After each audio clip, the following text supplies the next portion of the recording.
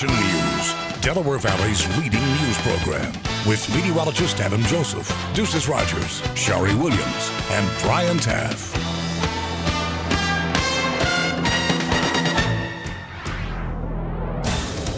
It is with great sadness and a heavy heart that we announce the death of a Delaware State trooper.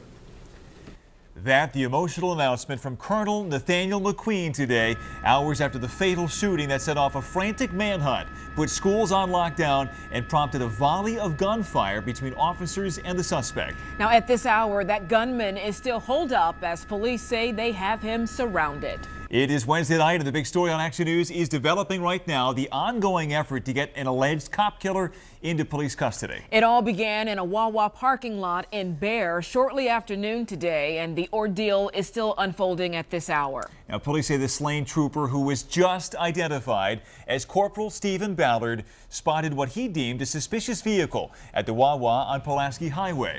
After making contact with two men inside, a struggle ensued, one of the men pushing Corporal Ballard, then firing several rounds. Witnesses describe what they saw. So he pushed him and ran. So it was like a quick, I didn't understand it because I just thought he was just trying to push him and to get away. But he pushed him and he started shooting. I was on this side of the highway and I saw the officer laying face down in the parking lot of the Wawa. Well, Ballard was rushed to Christiana Hospital, where he later succumbed to his injuries. One of the men in the car was immediately taken into custody, but the other man fled.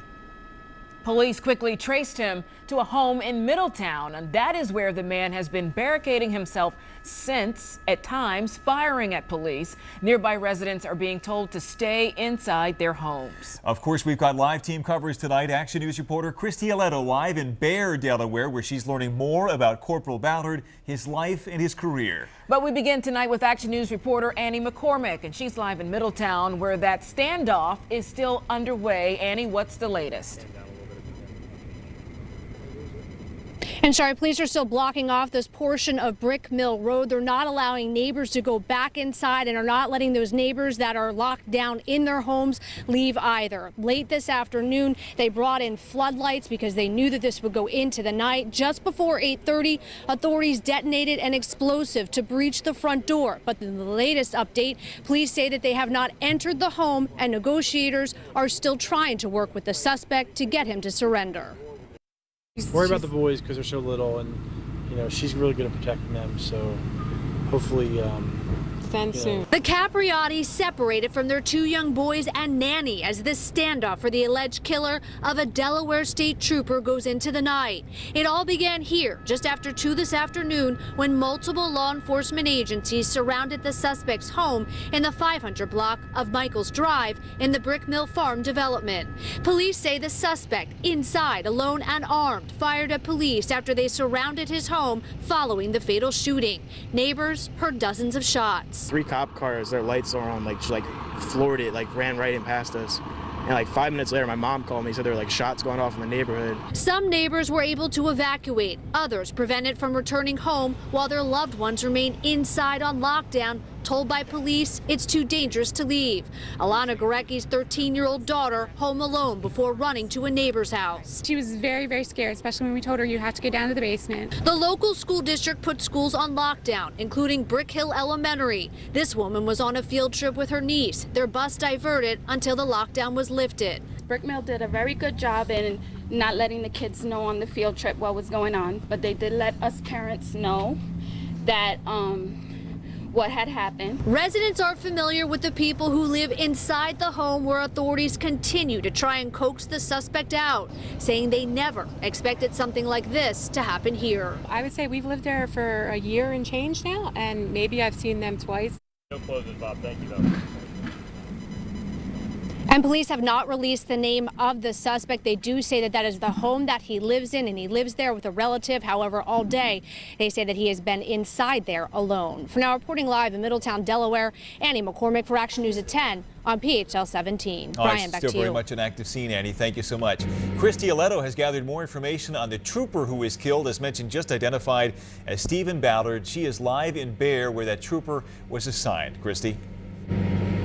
Yeah, Brian, he was identified late this evening. Again, like you said, he was assigned here to Troop 2, where you can see that flags are flying half staff, and it was a very heart-wrenching day for those in blue and the residents they serve. It's a sad day for the state of Delaware. A fallen officer just got murdered. A caravan of state and local law enforcement slowly pulled away from Christiana Hospital. Flanking part of the 9-mile processional, residents stood silently, their hands over hearts. Desert Storm veteran John Zutel gave a hero's salute to a fallen officer. This guy, he has a family. Now his family's heartbroken because, he's not coming home now. He's doing his job and he laid his life on the line for that. Powerful images from Chopper 6 show people pulling over on the side of the road to pay their respects, and a flurry of flashing lights upon arrival to the state medical examiner's office in Wilmington. This is a sad day for our state and for the Delaware State Police family. The slain trooper graduated from the Delaware State Police Academy in 2009, an 8-year veteran on the force. He was recently married and is a member of the local Delaware chapter of NOBLE, also known as the National Organization of Black Law Enforcement. Those who knew him best tell Action News he was full of life and had a contagious personality, and did a lot of community service outreach with young children while mentoring college students. Now, Governor Carney released a statement saying his heart is with the officer's family and those who worked alongside him. But again, a very, very sad day here for those officers working at Troop 2. Reporting live in Glasgow, Christy Aletto for Action News at 10 on PHL 17. Shari? Okay, Christy, thank you. And be sure to stay with Action News for updates on this developing story. And you can depend on the Action News morning team to bring you the very latest beginning at 4:30 a.m. only on 6 ABC. And breaking right now tonight, the jury has reached a decision in the fate of the man who killed a Pennsylvania state trooper in 2014. At any moment now, we will learn if Eric Freen will live or die. Freen was convicted last week of killing Corporal Brian Dixon and injuring another state trooper at their barracks in Pike County. Closing arguments in the penalty phase wrapped up earlier today. As mentioned, the jury has said that it has reached a decision in this. Action News reporter Vernon Odom is monitoring developments. He'll give us a live update just as soon as we learn what that decision is.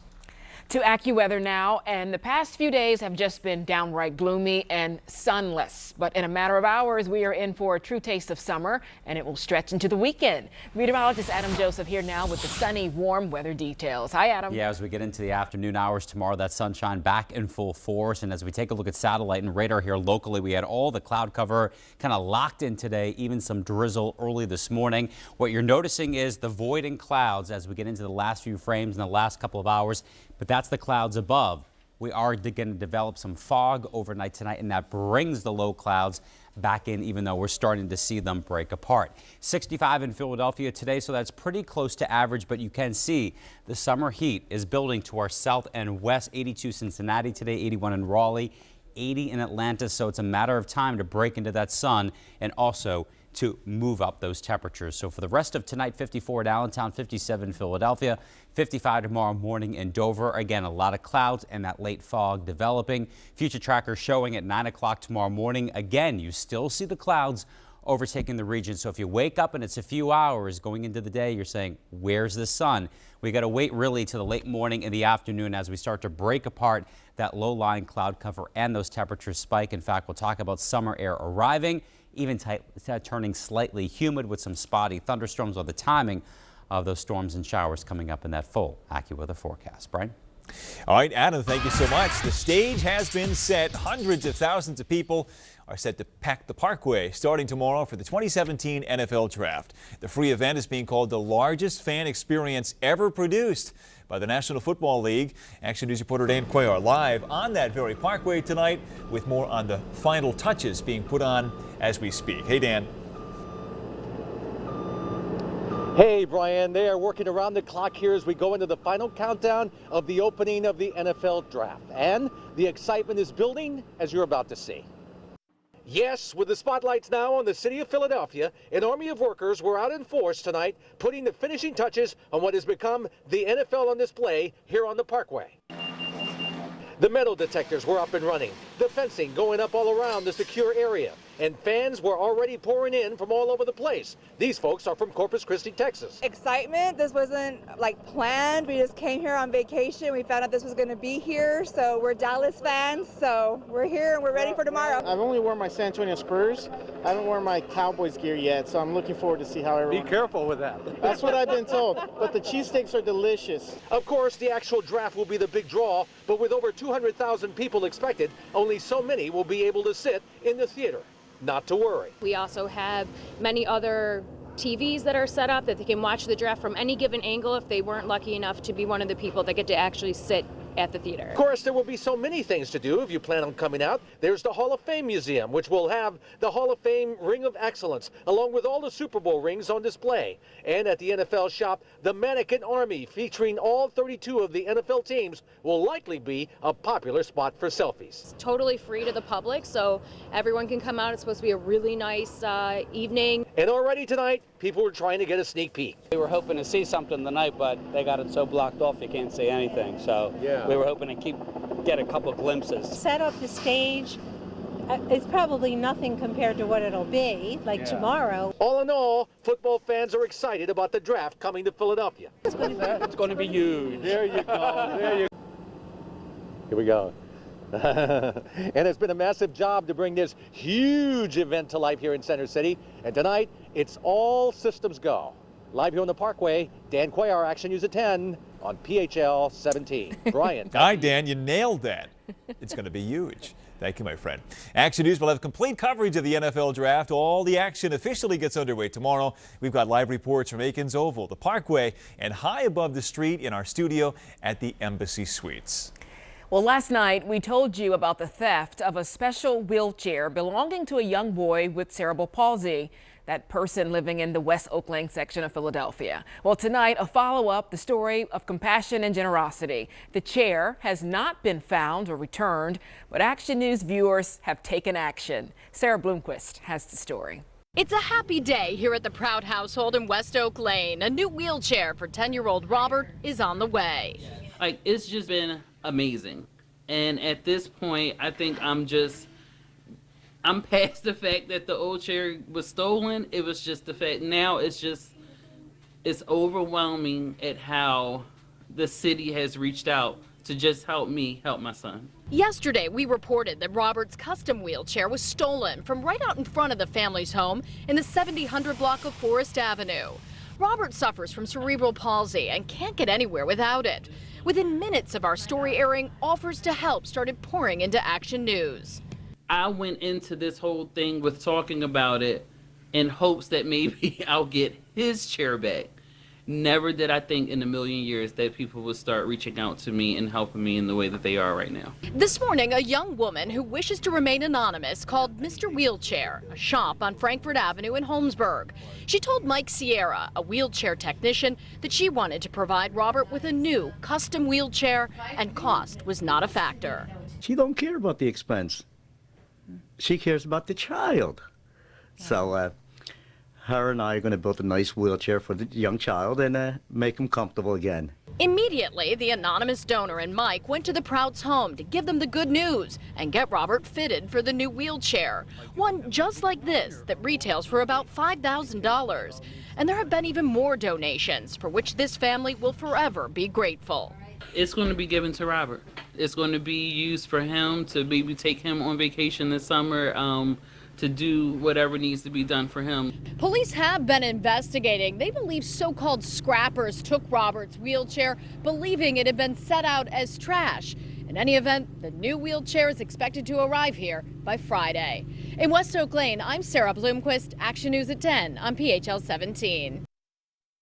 The White House has released what some are calling a Cliff's Notes version of its tax plan today, saying it will be among the biggest tax cuts ever.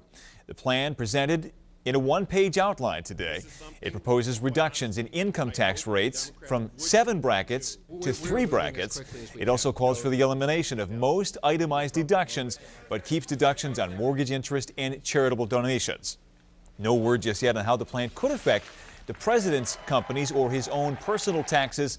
His administration today reiterating that he has no intention at this point of releasing his tax. So much more to be sorted out in regards to the tax plan. A lot plan. of questions there. Yeah. Okay, turning now to our forecast on a Wednesday evening. No question, it's going to be really nice over the next several days. Also really hot, Adam. Yeah, temperatures are going to spike when that sunshine returns. Even that humidity is going to jump up by the beginning of the weekend. So big changes from the beginning of the week to the end. And right now we're still trying to get rid of that low-lying cloud cover. We look live on Sky 6 from Temple University. You can still see the tallest of the buildings here, but we're starting to see some of those low clouds developing and fog. And the reason being is that temperature of 62 degrees, the dew point of 65, and that wind is calm right now. If you do not have any wind, you cannot mix the atmosphere and kind of scour out that low-level moisture. So that's why fog is going to be developing overnight. Pressure 29.83 and the ocean temperature at 53 degrees. That spin, though, is moving away. That was the low that brought us the clouds as we went to Monday and Tuesday, even that rain. You're starting to see the back edge of the clouds fall apart, but notice north of Philadelphia, you're starting to see them fill back in. Those are the low clouds that are going to develop again between now and tomorrow morning. So as we wake up for that morning rush tomorrow, low clouds and areas of fog with temperatures between 57 and 59. So again, you're going to head out in the morning and you're going to say, where's the sun? You promised me it, and it's not here. You can see even at 10:30 in the morning, still a decent amount of clouds, Philadelphia to the north and east, but we're starting to break it apart to the south and west. It will be a slow improvement, but it will come as we get in the afternoon tomorrow. There you can see a void in the cloud cover as that sun takes control, and then we have some showers that come in by Friday morning. Well, the temperature is coming up, guys. Okay. We're going to continue to go here. All right, as we take a look at the number 65 at 9 o'clock in the morning, as we get into 11 a.m., 70, 75 at 1. This is for the Penn relays that begin tomorrow, and 80 or so degrees going into the afternoon. So 81 topping off again for that NFL draft experience down along the Parkway tomorrow. Those early clouds to sun. Friday, 83. A morning shower giving way to afternoon sunshine, and then it's more humid and very warm here on Saturday. 85 degrees with the spotty storm in the afternoon. Guys, we'll have the rest of that 70 forecast coming up in the next half hour. Okay, Adam, thank you. We've got some breaking news to get to now. We have learned that the jury has reached a decision in the penalty phase concerning Eric Frein. This, of course, Frein accused of killing a Pennsylvania state trooper in 2014. We know the decision now from the jury is the death penalty. That is the return decision tonight. This breaking right now. Again, you may remember Frein already convicted of killing Corporal Brian Dixon and injuring another state trooper at their barracks in Pike County. Although the jury has returned the decision of death penalty, we also know that currently in the state of Pennsylvania, there is a moratorium on the death penalty. So deaths have been put to a halt currently. So we will see where this goes from here. Despite that, the jury deciding that the death penalty is what Eric Frein will be given. On Health Check at 10 o'clock tonight, energy drinks may be popular, but they've gotten a bad rap among some health experts. Researchers found that energy drinks may change an important component of your heartbeat, known as the QT interval, more than a regular caffeinated drink does. The drinks also change blood pressure. Experts suggest if you have high blood pressure, arrhythmia, or heart disease, then skip these energy drinks altogether. All right, it is time now for sports. All right, how about it? Deuces Rogers live on Aikens Oval Draft Central with more tonight. Hey, Deuces. Hey there, guys. At this time tomorrow, some lives will be changed. Being called up to that NFL draft stage behind me will be a dream come true for several young men. They won't get to pick where they land, but the Eagles will get to decide what they want to do with their 14th overall pick. If the Birds do choose to select a receiver, it could be this guy, Corey Davis. The Western Michigan wideout stands 6'3", weighs 215 pounds. He caught 19 touchdown passes last season. He was practically uncoverable. Davis says Philadelphia would be a good fit for him. I mean, I'd love it, honestly. I've mentioned it multiple times, but, it'd be great to play here. The city is great. The fans, they treat me well. They reach out to me on social media. So, I'd love it. 2 balls, 2 strikes. To baseball, Phillies and Marlins from Citizens Bank Park. Third inning, fills in a 2-0 hole. Not anymore. Maikel Franco with a grand slam. He goes 3 for 4 on the night. Hopefully he's out of his slump. If you believe it, it's his second grand slam this season. The Phillies cruise to the 7-4 victory. They have won 5 games in a row.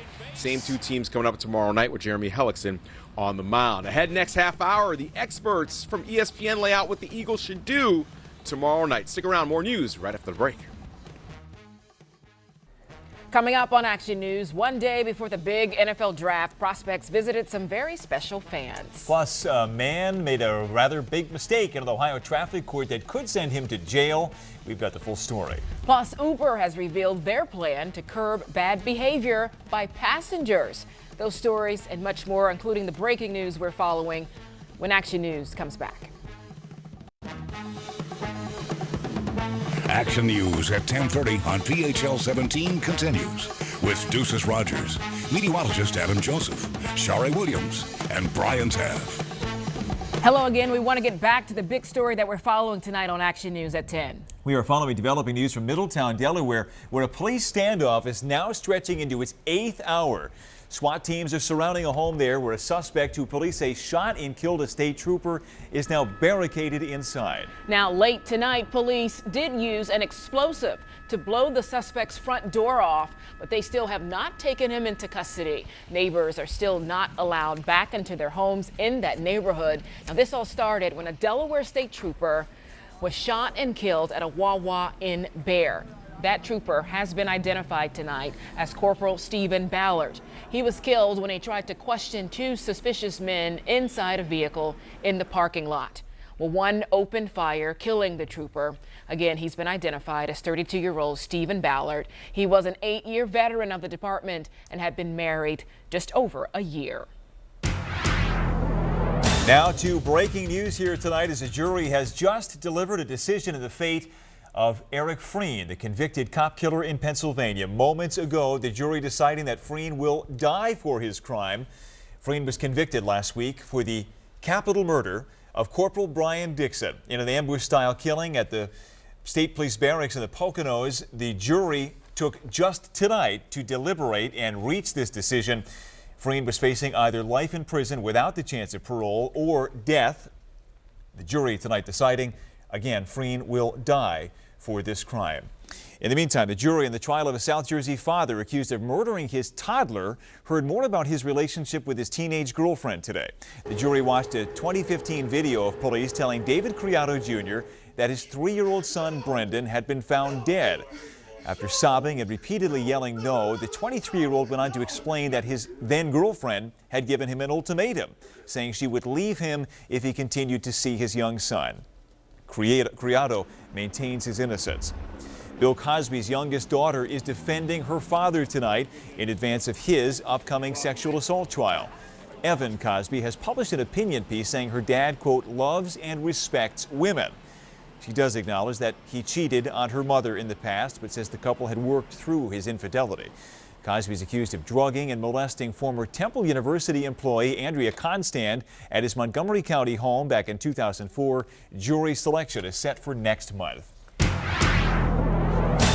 We have some breaking news, this time coming out of Wilmington tonight, where a teenage girl has been shot multiple times. This is video that we gathered around 9:30 tonight on the 900 block of Kirkwood Highway.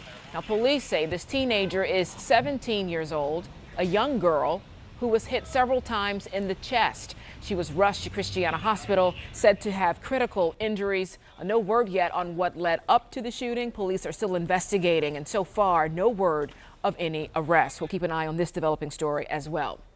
A Philadelphia police officer is facing criminal charges in connection with a fatal crash back in January. Officer Adam Soto is facing homicide by vehicle and involuntary manslaughter in the death of 50-year-old Danny Dimitri. Dimitri was struck as he was crossing Cotman Avenue. Investigators say Soto was driving more than 80 miles an hour. Being police officers, they knew that driving that fast could kill somebody. And unfortunately, it had to be my brother, my only sibling, who I miss every day. My life will never be the same. Well, a second officer was also involved. 25-year-old Tony Forrest is not facing criminal charges, but has been disciplined. Both will be fired. New here at 10:30 tonight, a bill to overhaul Pennsylvania's animal abuse law has passed the House. The bill would establish grades of violations for intentionally torturing an animal or neglect or abuse that causes it severe injury or death. State law currently makes animal abuse a felony only if it involves animal fighting, severe abuse to zoo animals or endangered species, or repeated and severe abuse of cats or dogs.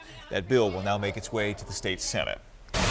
Well, a whale that washed up on the Jersey Shore last night may have been hit by a ship. Its massive remains are still on Chadwick Beach, which is north of Seaside Heights. You can see some of the carcass has been eaten away. Experts say that was the work of sharks. Staffers with the Marine Mammal Stranding Center are still gathering information to try and pinpoint exactly what happened to this whale. All right, meteorologist Adam Joseph joining us now. A rather mild Wednesday night here, but temperatures heading north. Yeah, they're going to skyrocket way above average for the rest of the week and the beginning of the weekend. So good things coming our way if you like the heat and humidity. As we look at Storm Tracker 6 Live, double scan any of the wet weather we saw at the beginning of the week. It is gone at this point. There could be a little bit of drizzle trying to set up a little later tonight with low clouds and fog, but overall, we're not tracking any significant rain until we get into parts of Friday morning and then again Saturday afternoon. As we look at the numbers, 61 in Trenton right now, 64 in Allentown, 63 in Reading, 61 in Wilmington. So numbers still fairly mild at this hour, but they're going to drop a few degrees as we go into the morning hours. The spin, that low that was slow to work up the coast, as you can see, is now beginning to pull away from the mid-Atlantic, but it is still throwing quite a bit of low moisture our way and very calm winds right now. And with that calm wind, it is going to set up for some fog developing a little later tonight. So for that morning rush tomorrow, we'll have areas of low clouds as well as some patchy fog. 57 degrees at 6 o'clock in the morning, 59 at 8 a.m. And if you're heading to the Parkway tomorrow for the first day of the NFL Draft, throughout the day to experience that NFL Draft experience along the Parkway. Again, it's free for everyone to check out. I was there all afternoon. A lot of fun to be had. 70 degrees at 11 o'clock in the morning.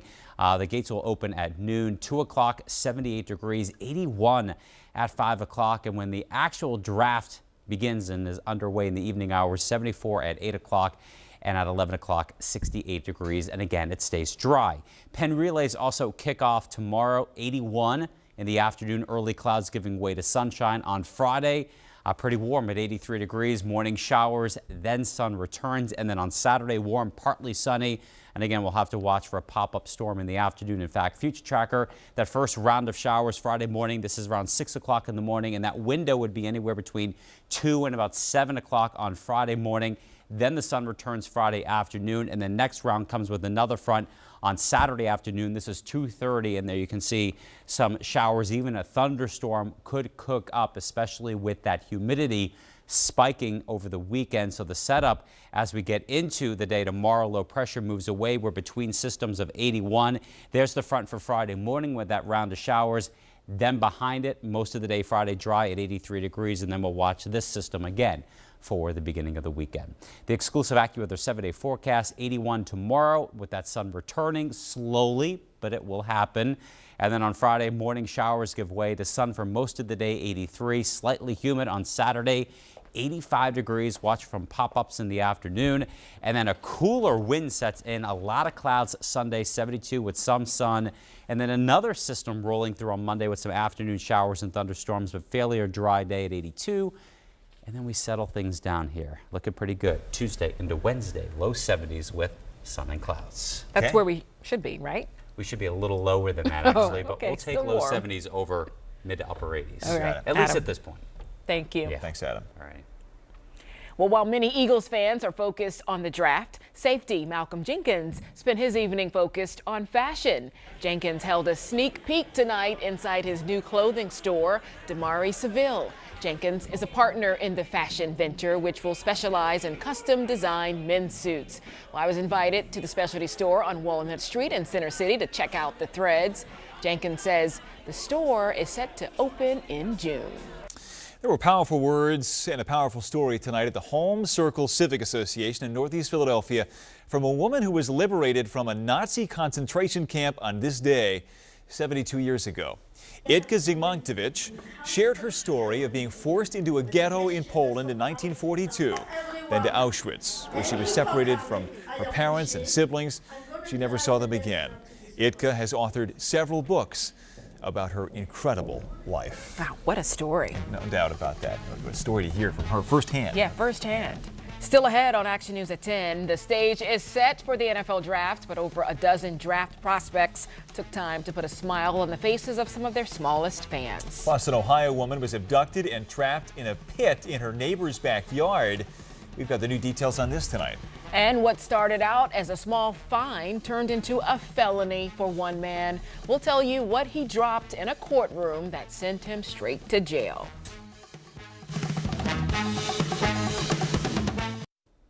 Ohio police rescued a 30-year-old woman from a pit in her neighbor's backyard shed. They discovered the woman after a nearby resident reported hearing cries coming from the shed in the middle of the night. Blanchester officers found the woman trapped in the hole, only 2 feet wide and 40 inches deep. Police arrested Dennis Dunn, this man who lives in the home, and charged him with kidnapping. They say he suffers from what they describe as mental health issues. A police officer in Connecticut is hailed a hero after saving an elderly man who attempted to jump off a 6th-floor terrace. Officer Justin Martin responded to the call of an emotionally disturbed man. Martin spoke with the man briefly, but then they say the man ran up the stairs. Well, Martin ran right after him up 6 flights, and just as the man ran to the edge of the terrace, Martin reached out and grabbed him. Once I got my hands on him, I wasn't letting him go. He was able to help us avert a tragic situation. After watching the video, I was like, oh man, that really just happened. Well, the officer played basketball in college, and he credits his long reach with saving the man's life. Well, a man made a pretty sizable mistake in an Ohio traffic court, and that mistake led to a whole lot of jail time. Courtroom security cameras were rolling as 39-year-old Lamar Reed walked up to enter a plea on a minor traffic violation. Well, that's when Reed unknowingly dropped that bag right there. Yes, that bag was filled with cocaine out of his baseball cap directly onto the floor. It wasn't until about an hour later when the courtroom security officer noticed the bag of drugs on the floor. After reviewing the video, a warrant was immediately issued for his arrest. Well, as we count down to the NFL draft, the NFL is helping put smiles on the faces of pediatric patients in Philadelphia. Some of the draft prospects were at Shriners Hospital for Children in North Philadelphia today. Our own Action News reporter Jeanette Reyes was there. It's far from the bright lights and deafening cheers of a packed stadium, but you could argue that it's just as important. Less than 36 hours before one of the biggest days in their lives, over a dozen NFL draft prospects took time to put a smile on the faces of some of their biggest fans. You think you had a bad day and then look at somebody else and somebody's probably having a worse day. So you can just bounce smiles off each other's face. So just being here in this type of atmosphere is always great. The NFL and Shriners Hospital teamed up today for their annual Play 60 All-Ability event, which encourages all children, including those with disabilities, to incorporate at least 60 minutes of movement in their daily lives. I think that builds confidence in their mind that they can continue to do and be active in life, even after they maybe have lost a limb or something like that. 14-year-old Alec Kabakunian is an aspiring sportscaster. He has a disease that causes brittle bones. He's broken over 70. He's been at Shriners since he was just 2 months old. I'm so excited. I get to interview some of my favorite players. I couldn't ask for any more. This is just an awesome experience, and I'm so happy to be here. Anna Isaacson with the NFL says it's an important experience for all involved. For players, though, it shows them that sometimes their biggest impact goes beyond the scoreboard. Obviously, this is one of the biggest weeks in their lives, and it's about being drafted into the NFL. But with that comes the responsibility to give back to community. And this is just a small part of the Play 60 initiative. It will be the cornerstone of many of the events you'll see throughout the NFL draft experience. I'm Jeanette Reyes for Action News at 10 on PHL 17. In consumer news tonight, Uber is making it easier for riders to see their ratings. Riders use a 5-star system to rate drivers, and you know what? Drivers do the same thing for you, the riders. It used to be impossible for those riders to see their own ratings, but then Uber made it visible but buried it in settings. Well, starting today, rider ratings will be prominently displayed under their names. Uber says it made the change to encourage good behavior and mutual respect. Interesting. See if it works. Yeah. Time now for sports. Back to Deuces Rogers live on Aikens Oval in Center City, Philadelphia, the heart of the action. Hey, Deuces. Hey there, guys. It is the eve of the NFL draft, and all is not quite quiet. The finishing touches are being put on the enormous stage behind me. The draft is a 3-day spectacle, but the big day is tomorrow night. It's been nonstop for Temple's Hassan Reddick. Since the season ended, he's been working out for NFL teams. He could be a top 15 pick for Reddick and Wisconsin running back Corey Clement, who's from Glassboro, New Jersey. The moment they hear their name called will be a dream come true. I'm not nervous. I'm anxious, anxious as in I'm ready to see where I'll be at. You know, I've always been a cool, calm, collected guy. I rarely get nervous, if ever. So I'm not nervous, but you know, be waiting to see where I go. That's truly an exciting. It'll be exciting. That's definitely going to be a memorable day for everybody, and definitely want to share with my high school, my middle school, my elementary school. I definitely did all my growing up here, so why not give back to those who helped me get here? As for your Eagles, they will have 8 picks over the next 3 days. Their highest will come tomorrow at 14th overall. Do they go running back, receiver, or cornerback? The experts at ESPN say the focus should be building around quarterback Carson Wentz. You're in a good spot.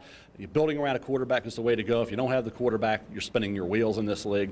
They have Carson Wentz because Cleveland kind of gift wrapped an early Christmas present to everybody in Philadelphia. They say, okay, we don't want him, you can have him, and they're happy to have Carson Wentz right now. And I think that move alone is the reason why now you can build around your quarterback, and I think everything now is moving forward in a positive light. I don't know that they're going to go offensive line. It's not an offensive line type draft. It's a rather weak offensive line group.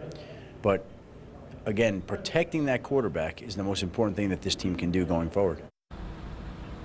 It'll be interesting to see what they do tomorrow night. All right, to the Phillies. Their game with the Marlins was rained out last night. They hope that off day and Monday's off day wouldn't slow down their momentum. The Phillies entered the night on a 4-game win streak. Third inning, Phil's in a 2-0 hole.